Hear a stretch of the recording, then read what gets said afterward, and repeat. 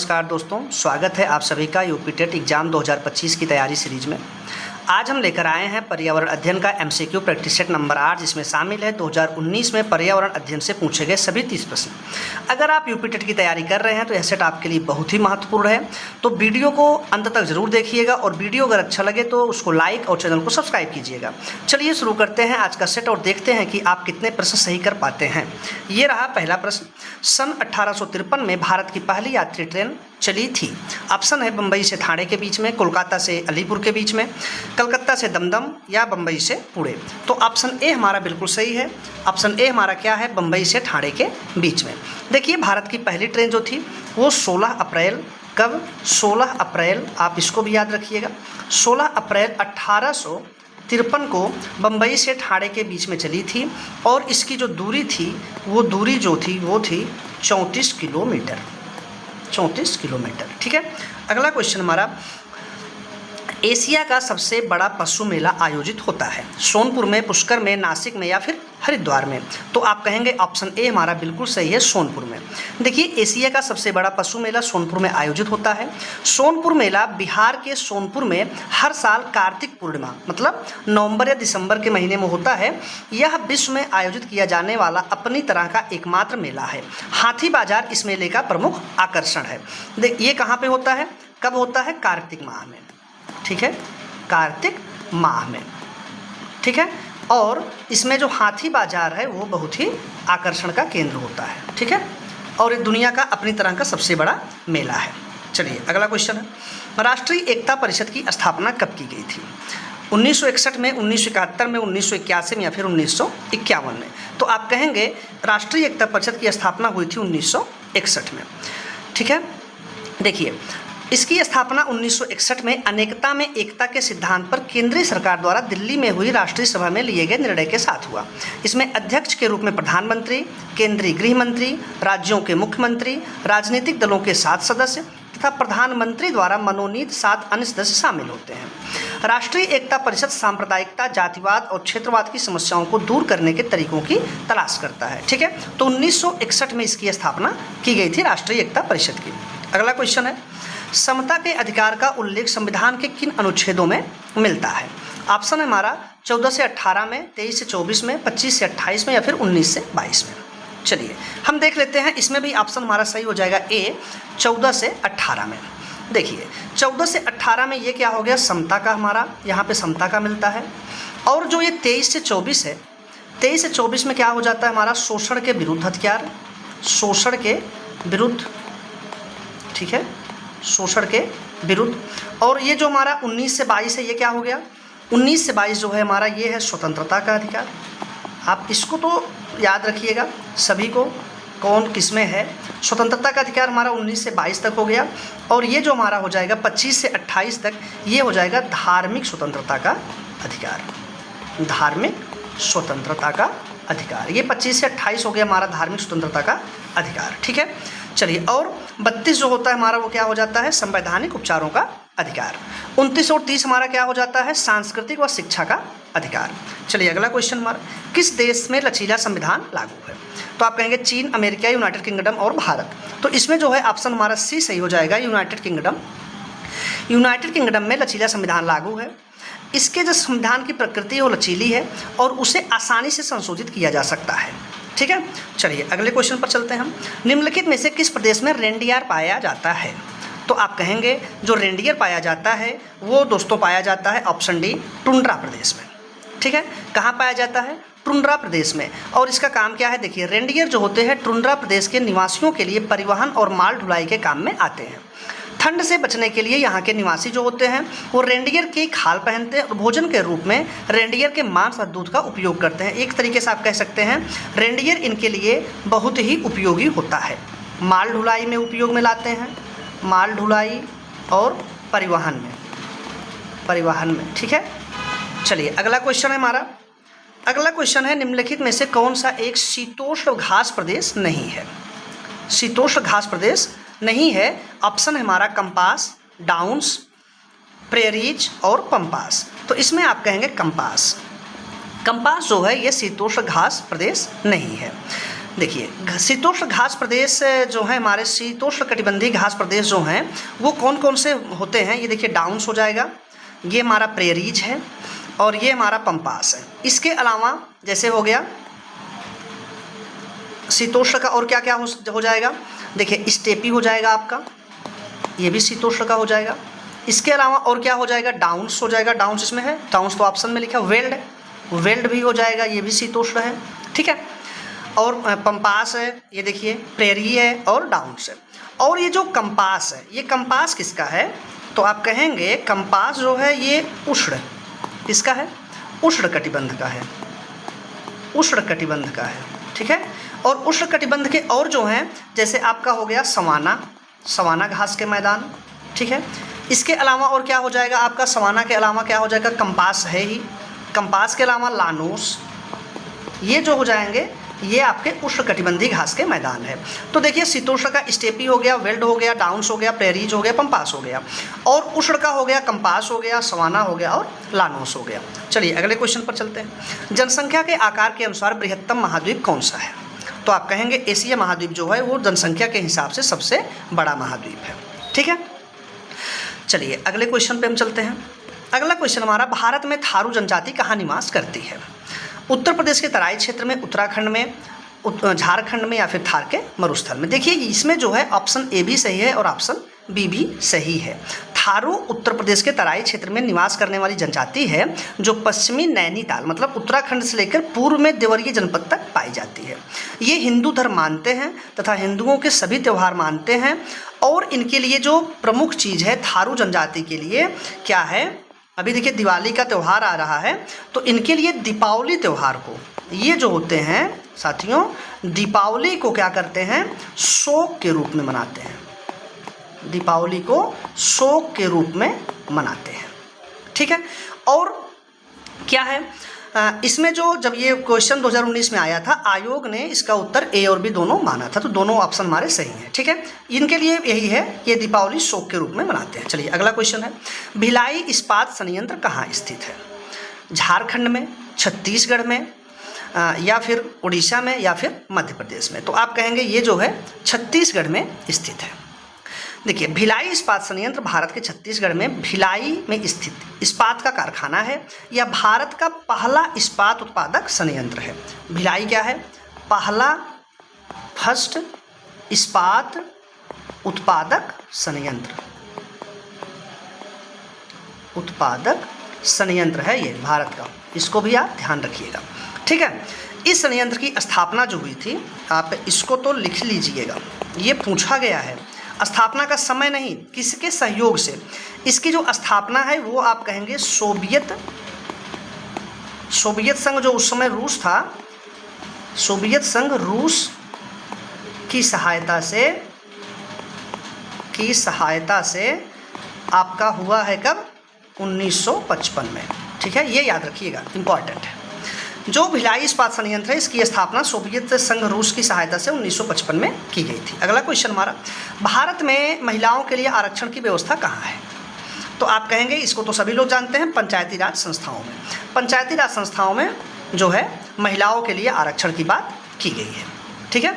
चलिए अगले क्वेश्चन पर हम चलते हैं, और कितना आरक्षण, तो आप कहेंगे 1/3, 1/3। चलिए, किसी राज्य के राज्यपाल की नियुक्ति के लिए कम से कम क्या उम्र होनी चाहिए, तो ये भी हमें पता है 35 वर्ष। राज्य के राज्यपाल जो है ये क्या होता है, किसी भी राज्य का कार्यकारी प्रमुख होता है, यानी संवैधानिक मुखिया होता है, और इसके लिए जो अर्हता है मतलब योग्यता है वो है भारत का नागरिक होना चाहिए और 35 वर्ष की आयु को पूर्ण कर चुका हो, तो 35 वर्ष की आयु हमारा सही है। अगला ऑप्शन है, अगला क्वेश्चन, अनुच्छेद 356 का प्रथम प्रयोग कब और कहाँ हुआ, ये कई बार पूछा गया क्वेश्चन है। देखिए ये है हमारा केरल, जम्मू और कश्मीर, मध्य प्रदेश या फिर बिहार। तो इसमें आप कहेंगे इसका जो सबसे पहला प्रयोग हुआ था वो हुआ था केरल में 1959 में, ठीक है। 356 का प्रथम प्रयोग 1959 में केरल में हुआ था, 356 केंद्र सरकार को किसी राज्य को बर्खास्त करने और राष्ट्रपति शासन लगाने की अनुमति उस अवस्था में देता है जब राज्य की संवैधानिक तंत्र पूरी तरह से विफल हो जाए। मतलब जो राज्य की राज्य सरकार है वो शासन करने में वो विफल हो रही है, तो वहाँ पे 356 लगा करके वहाँ पर राष्ट्रपति शासन लगा दिया जाता है। ठीक है, अगला क्वेश्चन है, नगर निगम द्वारा कौन सा कर लगाया जा सकता है? गृह कर, चुंगी कर, मनोरंजन कर या उपरोक्त सभी? तो आप कहेंगे इसमें उपरोक्त सभी कर जो है नगर निगम लगा सकता है। ठीक है, चलिए अगले क्वेश्चन पर चलते हैं हम। अगला क्वेश्चन हमारा, संसार का सर्वाधिक समस्याकारी जलीय खरपतवार जिसे बंगाल का आतंक, ये देखिए बहुत बार पूछा गया है, बंगाल का आतंक भी कहते हैं, ये क्या है? तो आप कहेंगे कांग्रेस घास है, जलकुंभी है, दूब घास है या फिर लैंटाना कैमारा। चलिए इसमें जो है ऑप्शन हमारा जो सही हो जाएगा वो हमारा जलकुंभी है। कौन है? जलकुंभी है। कौन सा है? जलकुंभी। इसको हम क्या कहते हैं? इसको बंगाल का आतंक भी कहते हैं। देखिए इसको हम पढ़ते हैं, पानी में तैरने वाला एक समस्याकारी तेजी से फैलने वाला जलीय खरपतवार होता है। यह पौधा क्या करता है? रुके हुए जल में सर्वाधिक वृद्धि करता है, जो जल से ऑक्सीजन खींच लेता है, जिसके परिणाम स्वरूप क्या होता है? उसमें रहने वाली जल में मछलियाँ मर जाती हैं। जलकुंभी सबसे पहले भारत में बंगाल में अपने खूबसूरत फूलों और पत्तियों कारण लाया गया था, इसीलिए ये जब वहाँ पर आतंक फैलाया तो भारत में इसे बंगाल का आतंक कहते हैं। ठीक है, समझ गए होंगे, ये ऑक्सीजन जो है वो खींच लेता है। चलिए अगले क्वेश्चन पर, वायरस के अजैविक होने का लक्षण क्या है? इसमें प्रोटीन नहीं पाया जाता या प्रजनन नहीं कर सकता, इसको क्रिस्टल के रूप में परिवर्तित किया जा सकता है, इसमें वंशानुगत सामग्री नहीं पाई जाती है। तो आप कहेंगे इसमें जो ऑप्शन है हमारा अजैविक होने का जो लक्षण है ये ऑप्शन सी है, इसको क्रिस्टल के रूप में परिवर्तित किया जा सकता है, इसलिए अजैविक है। देखिए विषाणु को जैविक और अजैविक के बीच का संयोजक कड़ी माना जाता है। इसके जो अजैविक लक्षण है, अजैविक जो लक्षण है वो क्या है? एक तो पहला हो गया क्रिस्टल के रूप में परिवर्तित किया जा सकता है। दूसरा हम देख लेते हैं, दूसरा जो हो जाएगा हमारा, आप कहेंगे इसमें निर्जीव पदार्थों की भांति बोतलों में बंद करके इसको रखा जा सकता है, फिर भी क्रिस्टल प्रभावी अर्थात संक्रामक बने रहते हैं। और जो विषाणु के जैविक लक्षण है, जो जैविक लक्षण हैं आप उनको देखिएगा तो उनमें आता है वायरसों की माप, आकृति एवं संरचना के लक्षण निर्जीव वस्तुओं की बात अनिश्चित ना होकर सजीवों की बात निश्चित एवं अस्थायी होते हैं, तथा सजीव तंत्रों के संगठन में भाग लेने वाले विविध पदार्थों से ही दो प्रमुख पदार्थों के बने होते हैं। मतलब इनकी माप निश्चित है, माप अस्थायी है। ठीक है, ये इनका एक जैविक लक्षण है। बाकी और भी जो है वो है सजीव तंत्रों के संगठन में भाग लेने वाले होते हैं और दो प्रमुख पदार्थों से बने होते हैं। चलिए अगला क्वेश्चन हमारा, पादप हार्मोन जो फलों को पकाने में सहायता करता है। देखिए बहुत ही इंपॉर्टेंट है, बहुत ही इंपॉर्टेंट है। इसमें ऑप्शन हमारा देखिए क्या है, जिब्रेलिन, साइटोकाइनिन, इथाइलिन है और ऑक्सिन है। तो इसमें हमारा जो सही हो जाएगा इथाइलिन है।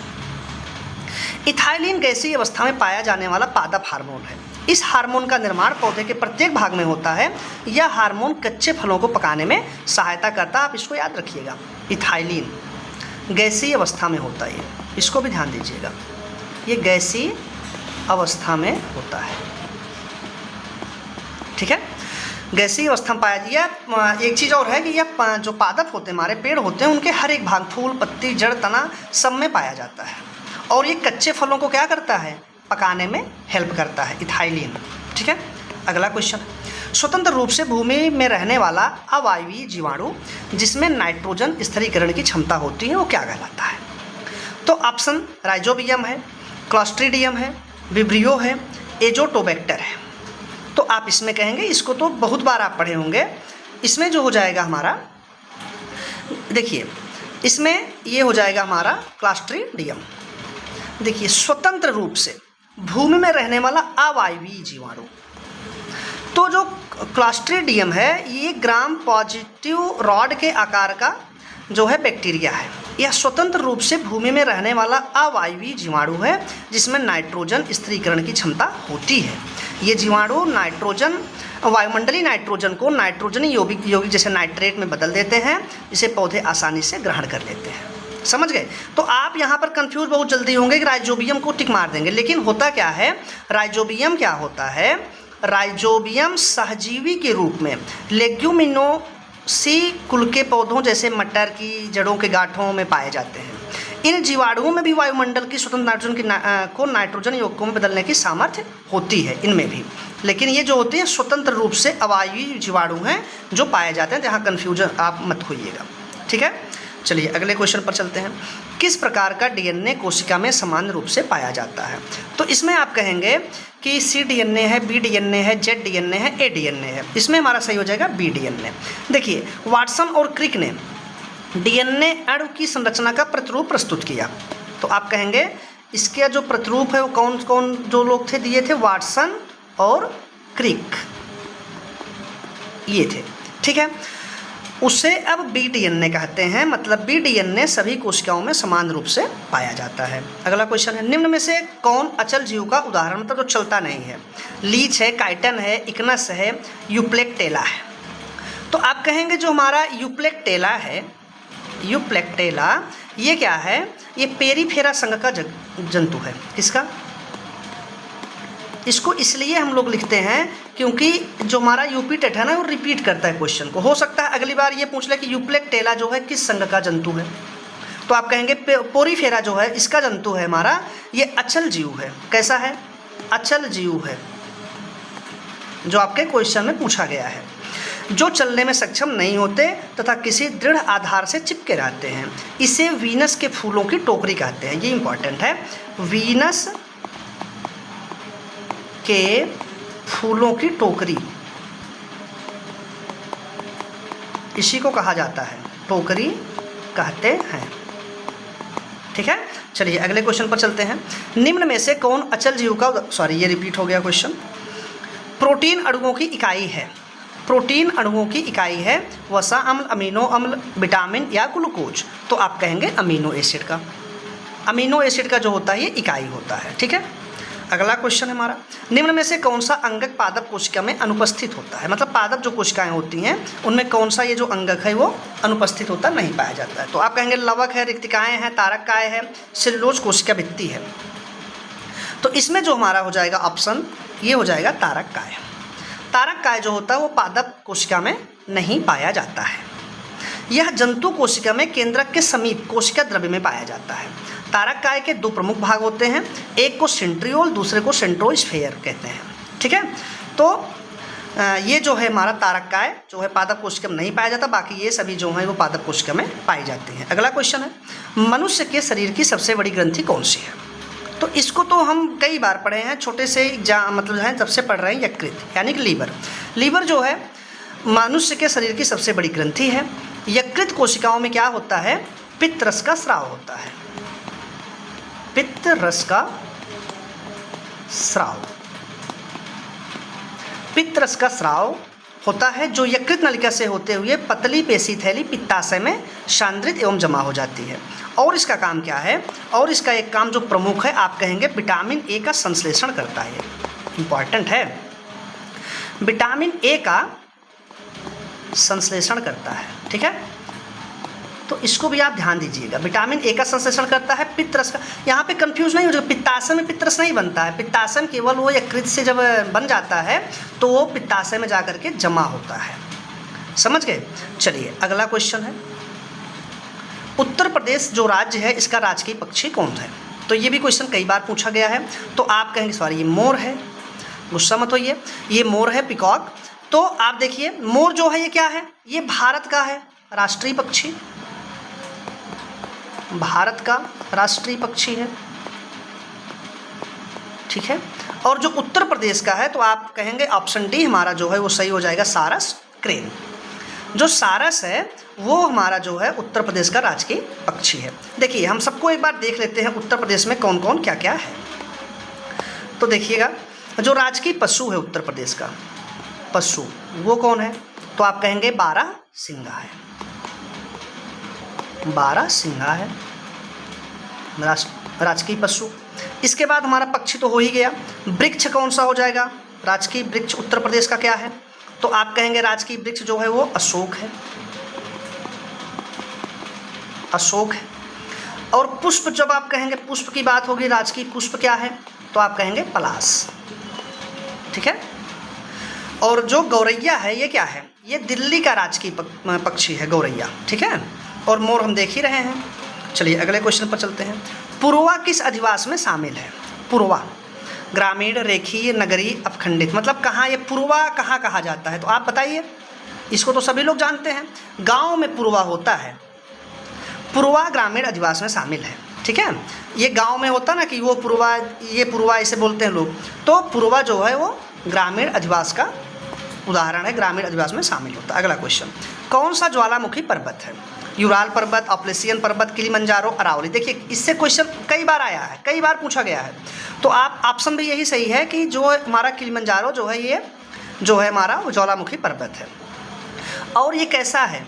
ये निष्क्रिय ज्वालामुखी है, ठीक है, निष्क्रिय ज्वालामुखी पर्वत, ठीक है, निष्क्रिय ज्वालामुखी है। और ये कहाँ स्थित है? तो आप कहेंगे तंजानिया में स्थित है। कहाँ? तंजानिया में, मतलब अफ्रीका महाद्वीप, तंजानिया में स्थित है, ठीक है। चलिए अगले क्वेश्चन पर हम चलते हैं। एलिफेंटा द्वीप कहाँ है? गोवा तट पर है, मुंबई तट पर है, गंगा डेल्टा पर, या कच्छ के तट पर है? तो आप कहेंगे जो ये एलिफेंटा है ये मुंबई के तट पर स्थित है, महाराष्ट्र। यह द्वीप एक लोकप्रिय पर्यटन स्थल है जिसमें गुफा मंदिर है। एलिफेंटा गुफा है जिस चट्टानों से उकेरा गया है। अगला क्वेश्चन है, मानसूनी वन पाए जाते हैं जहां वर्षा होती है, मतलब कितनी वर्षा होगी जहां मानसूनी वन पाए जाएंगे? तो आप कहेंगे 70 से 200 सेंटीमीटर वर्षा जहां होगी वहां पर मानसूनी वन पाए जाते हैं, ठीक है। इस प्रकार के वनों में वृक्ष जो होते हैं शुष्क ग्रीष्म ऋतु में 6 से 8 सप्ताह के लिए अपनी पत्तियां गिरा देते हैं।